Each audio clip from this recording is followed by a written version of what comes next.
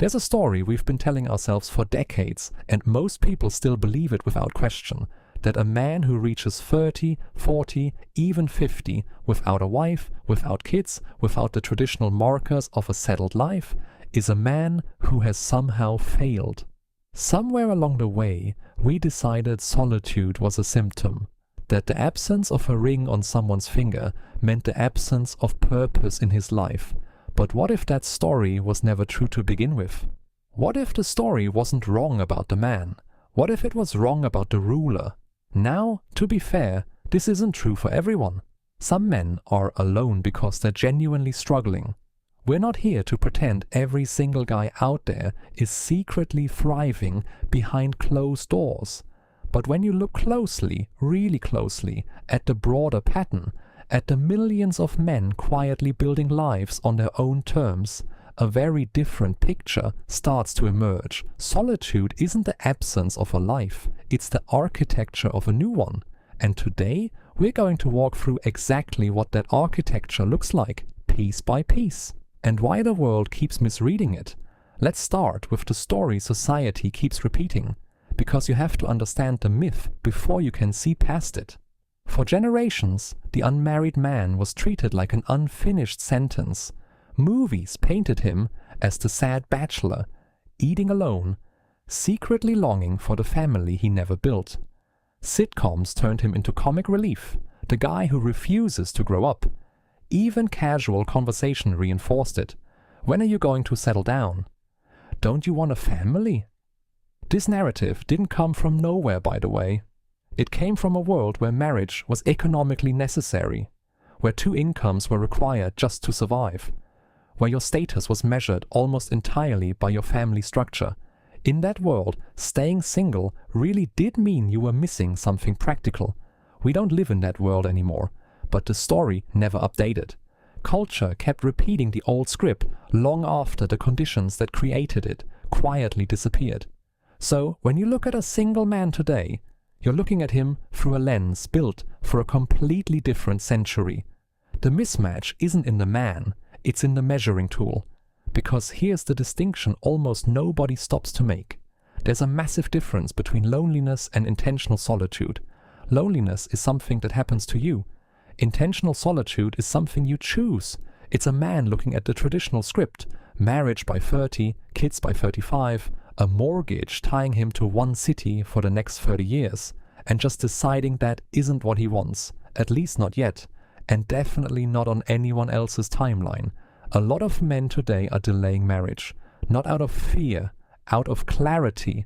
They've watched relationships built on obligation collapse under their own weight, and honestly, they'd rather build a real foundation first than rush into a structure that cracks the moment there's pressure on it. That's not avoidance, that's strategy. And once you get that shift, the next piece kind of falls into place on its own, because freedom itself has quietly become a new form of wealth. Here's the part almost nobody says out loud. Previous generations accumulated responsibilities first and freedom later, if ever. A growing number of men today are doing the exact opposite.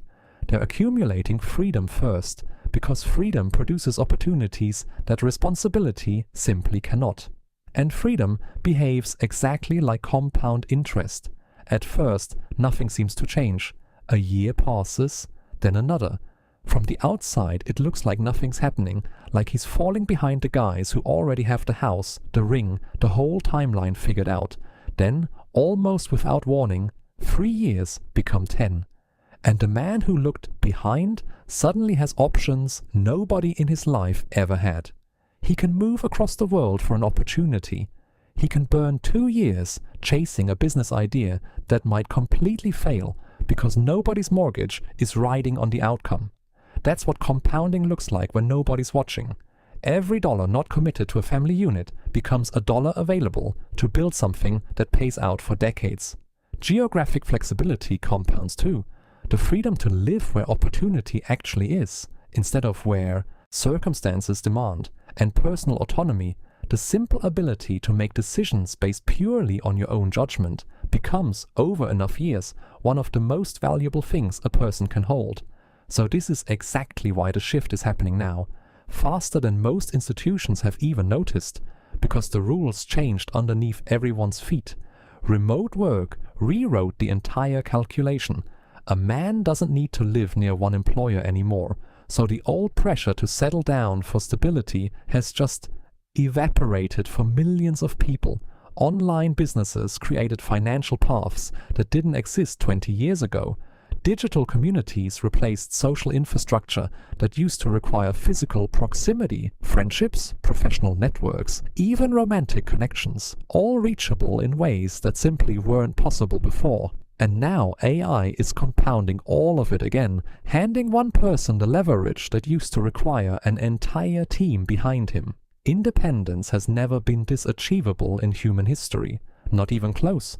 And that alone explains a huge part of what we're about to describe, because that capital, the time, the money, the flexibility, gets reinvested constantly. Instead of performing a lifestyle for an audience, instead of buying status symbols to impress people they don't even really like, these men are building careers with real depth instead of surface-level titles, physical strength and health, because it compounds exactly like everything else. Small businesses, skill sets, paths that weren't even viable a generation ago. There's no external audience demanding a certain image anymore. And that absence of pressure is exactly where real growth replaces performance. This is where the self-sufficient man shows up. Not self-sufficient in some exaggerated survivalist way. Self-sufficient in the ordinary practical ways that used to get quietly outsourced to a partner or a household. Men who cook properly, not out of necessity, but because competence just reduces friction. Men who manage their own money with actual discipline, because nobody else is going to. Men who have done the quiet, unglamorous internal work of regulating their own emotions instead of outsourcing that job to someone else. This doesn't make headlines. It's arguably the single biggest shift happening inside modern masculinity right now. And it's unfolding almost entirely outside the spotlight. So if this transformation is this real, why does society still misread it so badly? Timing. Culture is slow, institutions are slower. The frameworks we use to judge a successful life were built by previous generations, under previous economic conditions, for a version of society that doesn't exist anymore. Marriage rates, home ownership timelines, career paths. The old benchmarks assumed a linear life: get married, buy a house, have kids, retire. Every institution, from advertising to insurance to real estate, was built around that one script. The new model just doesn't fit inside the old categories. So when someone measures a single man against a benchmark built for a completely different century, of course he looks like he's falling short. He isn't behind. He's just being measured with the wrong instrument. And underneath all of this, there's a psychological shift that never shows up in a single statistic. Men who've spent real time alone, by choice, develop an emotional awareness that almost never survives inside constant social obligation. They learn their own patterns. They learn what actually makes them anxious versus what they were simply taught to be anxious about. Boundaries appear naturally because there's finally space to notice when something feels wrong before agreeing to it out of habit. And the need for external validation quietly fades, because confidence starts coming from evidence, from things actually built, instead of from comparing yourself to whatever everyone else appears to be doing. That internal stability is quiet, but it's the real engine running underneath everything else in this transformation. Now zoom out for a second, because the implications go way past individual men living individual lives. Family structures are evolving in real time. Relationships, when they happen, are increasingly intentional instead of automatic. Chosen because two people genuinely want to build something together, not because a certain age arrived and a box needed to be checked. Success itself is being redefined, moving away from one universal checklist towards something far more honest about what actually makes a specific life meaningful to the person living it. And before we go further, it's worth clearing something up, because this could easily be misread as some kind of rejection of relationships altogether. It isn't. This isn't anti-love. What's actually being described here is the opposite of desperation. It's the difference between needing a relationship to feel complete and choosing one because it adds real value to a life that was already whole. Independence, done right, isn't the enemy of connection. It's the foundation that makes real connection possible in the first place. So bring all of it together. The reframing of solitude, the compounding value of freedom, the technology that made it achievable, the quiet building instead of performing, the rise of practical self-sufficiency, the outdated institutions still grading everyone on a curve from a different century, and the psychological growth happening underneath all of it. Unannounced, society keeps looking at the old snapshot, the unmarried man, as an incomplete story. Reality already moved on without asking permission.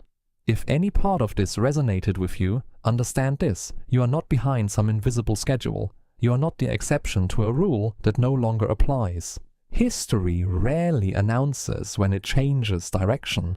Most revolutions happen quietly, while everyone else is still arguing about yesterday. If this shift continues, and every sign says it will, the future won't be built by the people who followed the old script. It'll be built by the people who had the discipline to write a different one. So keep building, quietly if you have to. Nobody's permission was ever required.